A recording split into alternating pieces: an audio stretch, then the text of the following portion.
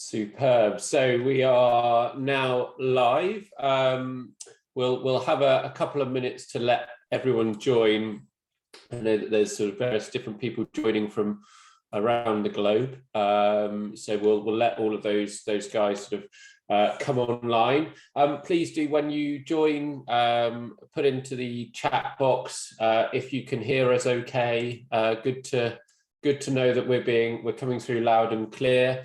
So please do say hi, that you can hear us, where you're from. It would be good to sort of type that in, just so we're coming through loud and clear. So I know that we've got quite a number of people joining right now. If you've got any questions throughout the, there we go, error 101, calls coming through. If you've got any questions throughout the presentation at all, feel free to ask questions in the chat box. We can come back to those at the end of the talk. Also, we are using, we're kind of going 21st century. We're using a hashtag #StriveFF. There we go. So if you've got questions, you can also ask them by putting into your Twitter feed hashtag #StriveFF. And they will be picked up by our head of marketing, who'll be posting them online, and we'll make sure that we're coming through. So I can see Tom's coming through loud and clear. Welcome, Tom. As I say, please do say where you're dialing in from, and that you can hear us all okay. So yeah, as I say, do use the Twitter handle #StriveFF. Strive is with a Y, so STRYVEFF. Also, please do take a moment to follow us on LinkedIn, Instagram, Facebook. We're all on there. I think Tom's just put all of the different links on there. So we'd love to have you follow us and keep up to date.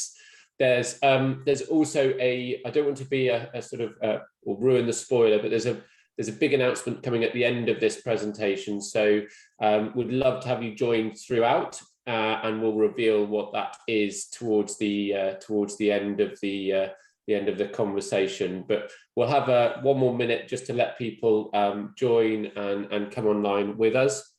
Now, this is just a very short, so if you're eating your lunch or whatever, this is perfect lunchtime viewing. It's about half an hour long. We're going to pose 3 questions to Ian. Hopefully he can give us some amazing insights how to scale businesses to 500 people, and we'll all be mega successful off the back of today's conversation. So no pressure, Ian. But we'll ask 3 questions, and then at the end of sort of 20-25 minutes, everyone else will have an opportunity just to pose questions to Ian as well. So without further ado, we'll get started. And I will make the introduction to Ian. So delighted to have Ian on board. Ian is a businessman, social entrepreneur. Always a bit weird when you're talking about someone and they're literally sat there listening to you rave on about them, but has a very, very successful background in building companies, both in sort of various different areas of the world, but mostly in deprived communities. So he's actually spent many years putting together some of what have now become South Africa's leading online financial services companies. So graduated with a degree from the University of Bristol and actually went to work for Deloitte. Not to show his age, it was Deloitte and Touche then. It's now just Deloitte, where he qualified as a chartered accountant. And then for some bizarre reason, when everyone else, Ian, was moving to the UK, you decided to move the opposite way to South Africa and Cape Town. Did a short period with an NGO founded by Deloitte, and then actually decided to, which was basically helping people start their own businesses and manage their own businesses, and then decided to do it for himself. So formed a company called Intelligent Debt Management in 2004, which is actually now the largest debt management business in South Africa. And it has debt busters, bond busters, insurance busters, consumer debt help, all as part of that business. Grew that business to 500 people before exiting to Investec. So welcome in, delighted to have you on board. And yeah, it will be great to have all of your insights. So we're going to kick off, strip it right back. It's a question I want to know myself.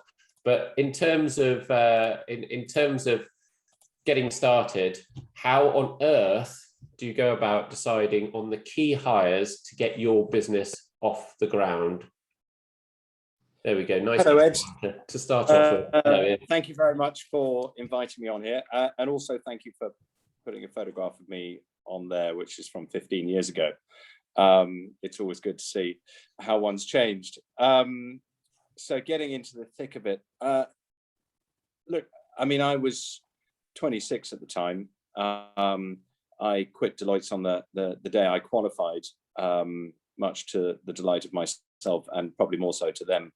And then went out to Cape Town to spend a year doing voluntary work in the townships, and came across an idea to sit in the middle and help people manage their money. You had a first world financial services industry in South Africa and a third world financial services education. And really I saw a role to sort of sit in between. And you add in consumerism and well-intended acts that meant that household retail debt, consumer debt was going through the roof, and nobody really had any idea of how you were supposed to pay this back or what it meant, etc. So when I started the business, I didn't really have any idea of how I was going to make any money out of it. And so I started with a desk and a telephone, and pursued this idea. And then really when I got my first sort of tiny slice of revenue, I realized that actually this could work. And you know, I stress the intention was to be a social enterprise. So really before they coined the term, so for profit, but with the consumer at the heart of the business and for reasonable profit. And one example of that is we also expanded into insurance, and we offered insurance products at a fifth of the market rate. So at least about a third of what the nearest rates were. So we were making less money but helping more people. So once I realized that actually this could be a going concern, recruitment was tough. It was when you start a business, you do everything. You're CEO, you're head of marketing, you're the coffee lady, you're the, well, that's a bit sexist, coffee person. You do the whole lot.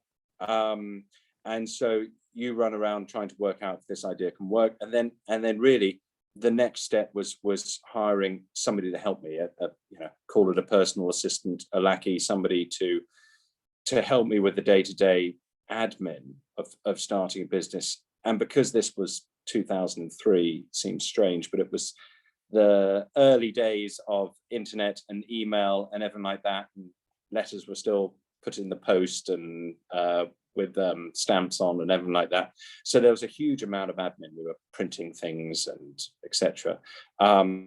So that was my first hire, and then my next hire was a salesperson to help me with the sales. And of course, it's getting a salesperson who has empathy and the ability to sort of give advice, not just hard sales. In fact, the first person I hired used to work for Nashua Printers. So he was very much used to the hard sell of business. So trying to get him to understand that we were here to help people, and the money will come. It's slightly different from like ringing a bell every morning in Nashua, like trying to get the commission in. We then, from 2004, 2005 were the early days. We probably grew it up to about 10 people, really again through networking and finding people. After about 10 people, I hired a part-time accountant because I couldn't do the books as well as everything else it involved. When we got to about 60 people, which is probably after 3 years, then I hired an HR manager to basically help me with recruitment and contracts and all the sort of various HR issues. And I tell you, that was probably the hardest part, is sort of 0 to 60 when you're basically running hiring as well. And of course, again, in those days before wonderful applicant tracking systems like Strive, you would literally get a sort of faxed CV through, or CV in the post, or maybe it would come through an email, in all different formats, for you to then interview yourself and recruit and then put a contract in place. It was unbelievably brutal, and unfortunately I was young, and I just carried on. You just keep doing things. I think the best sort of tip I'll give to any young entrepreneur is just don't overthink things. Just keep doing it. Keep changing things for the better every single day. I wonder, with that then, because I think the compelling piece for anyone starting a business is just how much strategic viewpoints you're taking on the hires, and sort of planning that and putting all of that together, versus just going out and sort of identifying there's a need there, now I need the next person. And I wonder, with the value of hindsight, how much that was done by you. So you sort of build from the bottom up. So the first thing is you've got to get guys on the telephone, speaking to incoming inquiries and everything like that. You sort of recruit from the sort of client interface level, while you try and manage everything else from above, and then you start to look at key hires. Certainly, recruiting people with a sales background was quickly evident that was not going to be very effective, or not the most effective way of helping people. And so I came across the idea of recruiting graduates straight out of university, which certainly at the time nobody really wanted to touch. And I suppose it was relatively soon after I graduated, and Deloitte and Touche had given me a shot and trained me up. And so I liked the sort of social purpose of taking in young, fresh talent without bad habits or anything like that, and training them up. And so we started recruiting from University of Cape Town, University of Stellenbosch, and recruiting these guys who had incredible empathy, but no idea about how to sort of conduct themselves in the workplace, or how the working world works, and certainly, the whole 9 to 5 came quite difficult to them, as it does to all of us when you get into your first job. But focus on the sort of hands-on training and everything like that. Once you've got the sort of team operating, then you start looking at the sort of strategic hires. Then you can start recruiting a team of people around you, preferably who are smarter than you are, certainly smarter in their particular areas. You have to be very self-aware of what you're good at and what you're not good at. So I always try to sort of hire senior recruits, senior hires, who acted as a bit of a foil for me. I suppose I was quite a sort of gung-ho entrepreneur. Loose cannon has been used as a description for me. You're running around trying to make this work, and was always keen to pursue lots of different ideas, and having people around the table to temper that and discuss that and unpack it a bit before you decide to do things was incredibly useful. But you've got to know that is a shortcoming in your own ability. And so we got to a certain point where I started hiring, chartered accountants to run the accounts. Probably our biggest hire was an ex-McKinsey consultant, for what at the time was an eye-watering amount of money, but he brought an incredible skills and attributes, from business school and his MBAs and what he learned at McKinsey, to really help. In terms of the sort of recruitment, the hardest bit was going from 150 to 300 consultants or staff, which we did in the space of about 18 months. And that was brutal. And that was driven just by the demand. I mean, our phones were going off the hook. We had to help people, and we had to try and sort of service them to the best of our abilities. And we just needed bums on seats. And it was kind of a time before the technology we designed for the business hadn't caught up. So it was still quite manual. as we were putting together the CRM systems and the software behind it to help alleviate the sort of pressure. And I got an old friend from university who had spent the intermittent years in corporate law and in JP Morgan, everything like that. And he was, this is post financial crisis, so he was currently on the rock and roll. I teased him over to South Africa with the sort of promise of like beer money and a place to live. And he came in was instrumental in reshaping our recruitment process, which was moving it from an individual recruitment process to a group recruitment process. So we get 10, 12, 15 graduates in at a time. There would be multiple interviews and then workshops and group exercises and everything like that. And then we'd all sit down after the morning session and work out, right, we need to hire 5. These were the best 5, etc., etc. And he was brilliant. And that way we managed to scale up a lot quicker. But the problem is when you're growing that fast, you do, it's the old adage, you hire too fast and you fire too slow. And what happens is your turnover does spike, which is always bound to happen. And then the natural learning curve, you realize actually how expensive it is to recruit new people and to train them only for them to leave after 6 months, a year, 18 months. It's too short a time to get sort of payback on it. So you then focus your mind on actually improving the workplace, improving the training, paying more than your competitors, and really sort of getting ahead of the competition, and upskilling your staff so they can start to work for you. You talk about the next question you just sort of touch upon there with scaling quickly, but if you were to sort of learn from or the things you could have done better, your mistakes, the bits that you say, actually, if I were to do it again now, this is what I would do differently, what would you say that might be? So when you're trying to scale quickly, because I imagine there's huge pressures as well in terms of sort of the cost burden you're bringing into the business by hiring tens rather than individuals, and if you're sort of very well funded, that's potentially okay, but if you're not and you're living off what you sort of what you get and then driving as revenue, is quite a scary prospect. So look, hindsight's a wonderful thing.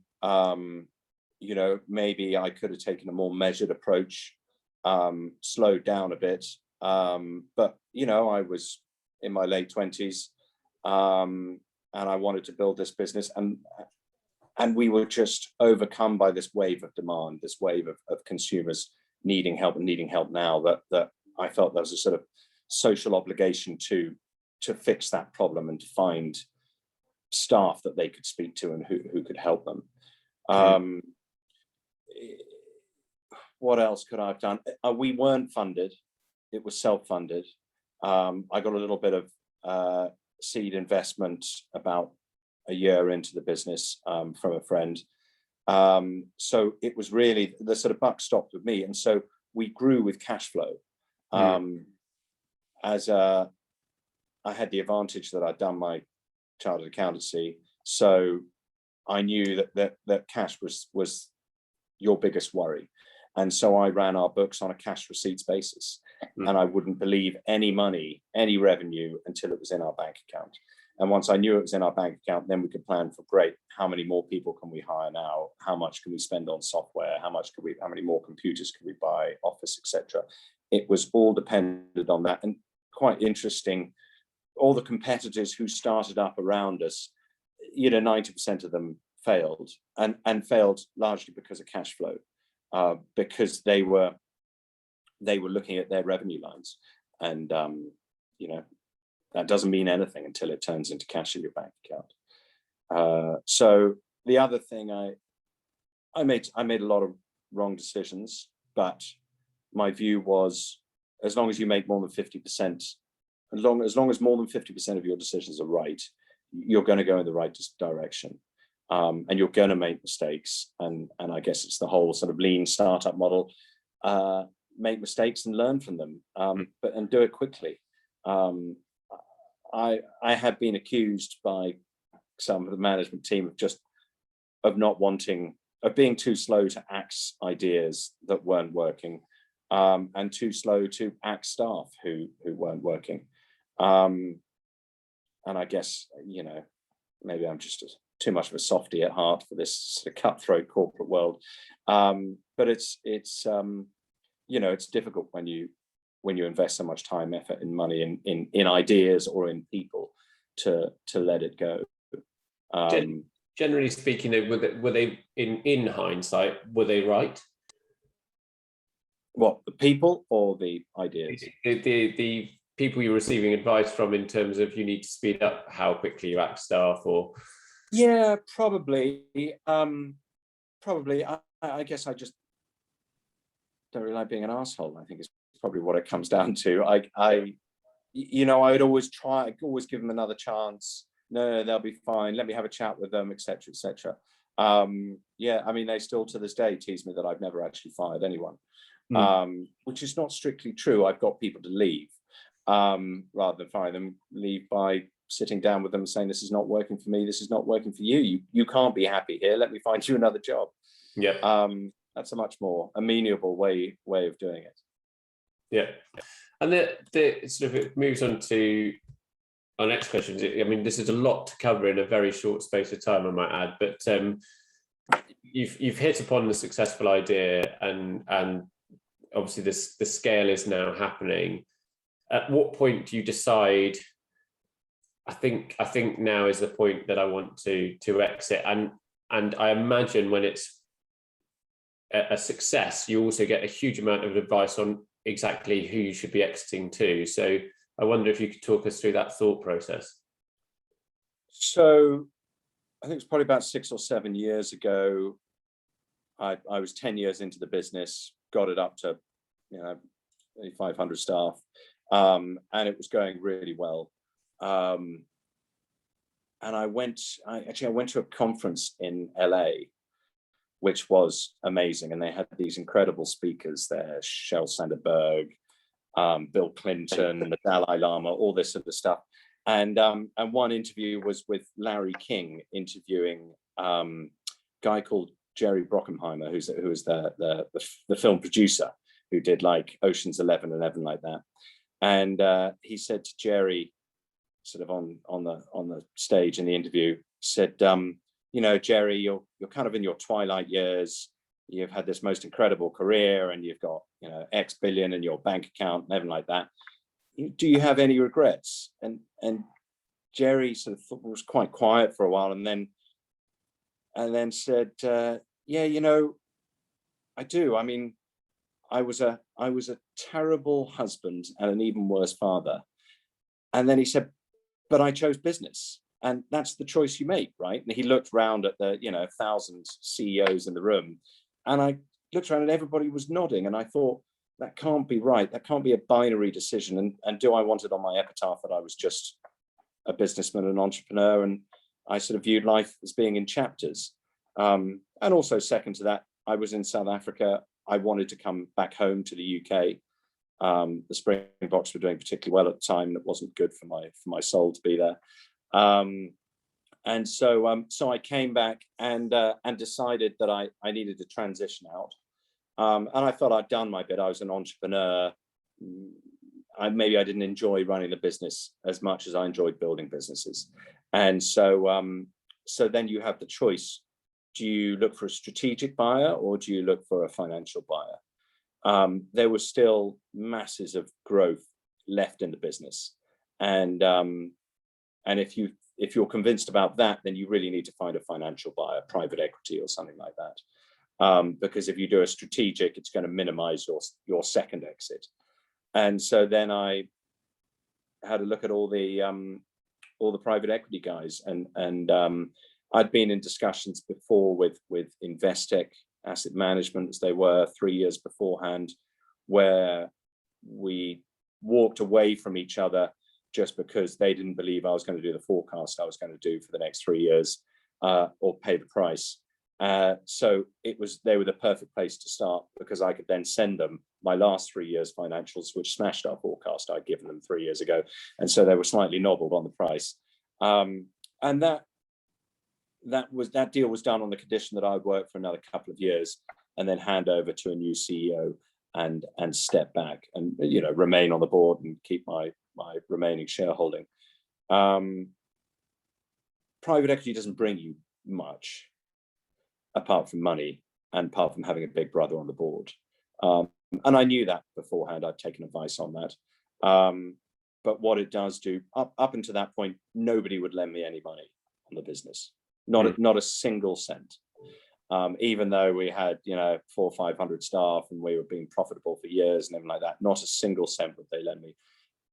A big private equity company comes in and takes a large minority stake, and all of a sudden banks are falling over themselves to lend you money. It's quite extraordinary. So that helps. The second thing that helps is we're in a regulated industry.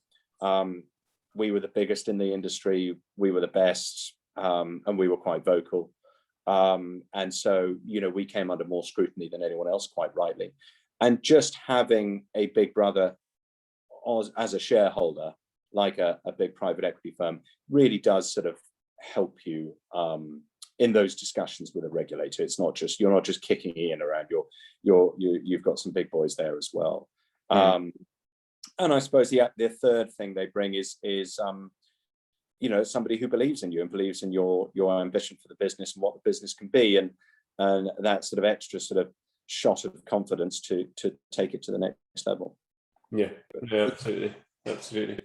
And just, I mean, in terms of sort of, if you were, your sage words, and we'll sort of move into questions shortly, but your sage words of advice to anyone starting a business, your sort of your elevator pitch, as it were, to sort of entrepreneurs or people who are running a business, the things you think people need to get right, or are kind of the top 3 things they need to get right when they're running a business. So preferably started as young as possible. I mean, I was 26. I just had to pay for the roof over my head, which leaked, and beer money, really. I had no responsibilities or anything like that. I have huge admiration for friends who start businesses with, you know, wives and husbands and children and school fees and heaven knows what else, mortgages to pay. That's a hell of a step to take.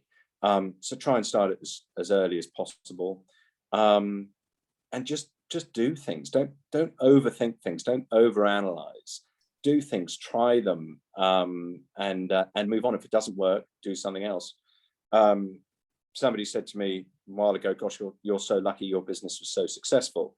And I said, "Which one?" And they said, "Well, your business." I said, "Yeah, but I probably started about 15 amongst it all, or on the back of it, or anything like that. It's just that we've had 2 or 3 great wins out of that initial idea, and that's what you've got to keep doing. Otherwise, you will fall behind. And you know, we were predominantly, and still are predominantly, an internet business. People find us through the internet, and nobody really knew what the internet was amongst my competitors 17 years ago. They were still sort of sticking ads in the local newspaper. So you got to look ahead. You got to try the new things, and you got to get out there and just keep doing things, keep changing things. If you change something for the better every single day, after 365 days of a year, you're in a hell of a lot better place. Good, love it. I'll open it up to the attendees to ask any questions that they might have, and whilst we're sort of gathering those, the spoiler alert, as it were. So Ian, perhaps you can tell us a little bit. You're an investor in, and I'll take the compliment, by the way, of anyone who starts a business when they've got children and a wife and all the rest of it, which I did. I might be in my 40s now, but we started Strive, and Ian's coming along with us on that journey. And Strive is a talent management system, so hiring, onboarding, etc., all online. I know Ian could have used it in his business that he started up and started scaling. I wonder, Ian, you're an investor in this business. What made you invest in Strive? I'm going to put you on the spot now. Jealousy, I suppose, because it's something that I never had. And if I'd had Strive on day one of starting the business, it would have made the recruitment process a million times easier. And I could have recruited better staff, not made the mistakes I made, and done it a lot quicker. It would have taken an enormous burden off my plate for the first 5 years of the business, and then an enormous burden off everybody else's plate for the next 10 years. I wish it had been around a long time ago. Yeah, no, I appreciate that. Well, we'll give you as I say, a couple of a minute or so. So if anyone's got any questions, do put them into the question. I see we've got one through so far, so we'll let other people just quickly put in. But as I say, Strive is a talent management system, so it's a big reduction in terms of cost, all online hiring, both sourcing and then that sort of process right through to execution and onboarding. If anyone wants to get in touch, I think Tom will put in the chat sort of the ability to kind of reach out to us. But the spoiler is we're actually fundraising as well as a business at the moment. So Tom will also put into the chat the link to our crowdfunding page. So please do take a look at that. In the last 10 months, we've increased share price by 9%. We're 5-star rated on Capterra, and we've launched the beta product. So we've done unbelievably well in a very short space of time, and you can get a piece of the action. The industry's 24 billion at the moment. It's predicted to get to about 36 billion in the next 5 years. So it's going to be a brilliant journey, and I'm really looking forward to putting all my recruitment knowledge into the business and online. So I know that Tom's sharing those links as we speak. First question though, Ian, comes from Anne. Did you consider using an agency, God forbid, recruiters, rather than recruiting a HR manager? I've used an agency twice in my life, and then a proper headhunter once. Both the agency experiences were bad ones, where the staff member didn't work out and generally left on the day that the deal ran out with the agency. I just felt we were better doing it in-house, and because we were recruiting so many people, it was just easier. And also, I mean, no offense to agencies or recruiters, it's an extortionate amount of money, and I think one sort of advantage the business did have was the fact that I'm so tight, and it just seemed like a lot of money to be going out of the door.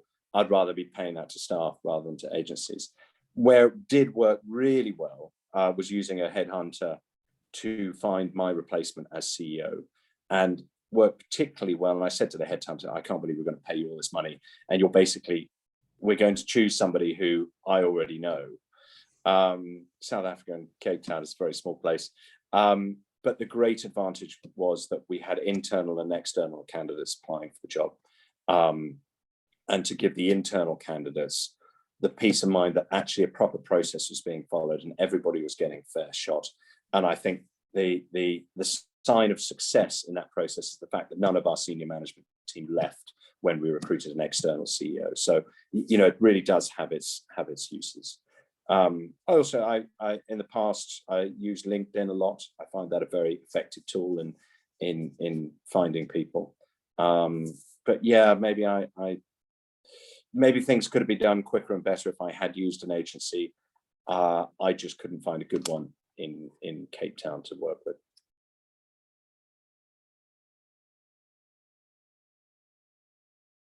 Myself, classic error. There's definitely there's benefits to both, and I think also, I mean, that's partly why we've sort of developed the technology with Strive, is that if you can do it in-house and you've got the capacity to do it, that's always going to be the best way to do it, because any recruiter is going to be an extension, but they're never going to sit in your business and truly understand the culture. So it does make a big difference. The next question, an interesting one.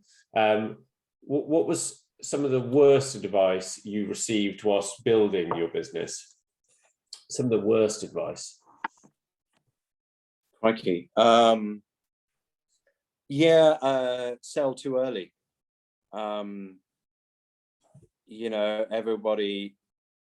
Everybody who is not in your business and maybe doesn't really necessarily understand your business is like, no, sell. You must sell. Like, sell everything, get out, etc.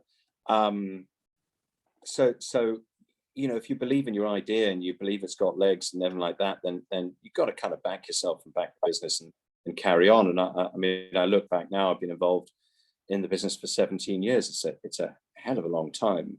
And I've taken, chips off the table really all the way through. But if it's a good idea, you stick with it. And in fact, if the business was in the UK, I wouldn't have sold a cent of it. You just can't manage a business from the other side of the world. I tried for a bit, and it doesn't work when you're kind of hands-on, lead from the front, out of the trenches sort of entrepreneur that I was.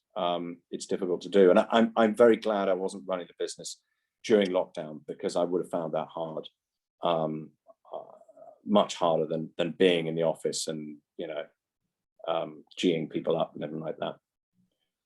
Yeah, the new world that we live in, it's very, very different, definitely. And I suppose another thing on that question is when I went to South Africa, everyone thought I was mad. My friends in the UK thought I was mad. And they're like, okay, you're going there to do some voluntary work for a year, and that's great, but you'll obviously come back here and get a job in a bank like us, or do something here. And they almost had an intervention when I said I was going to decide to stay. And on the other side, everyone in South Africa was like, what are you doing here? We're all trying to get over to London to get jobs in the city.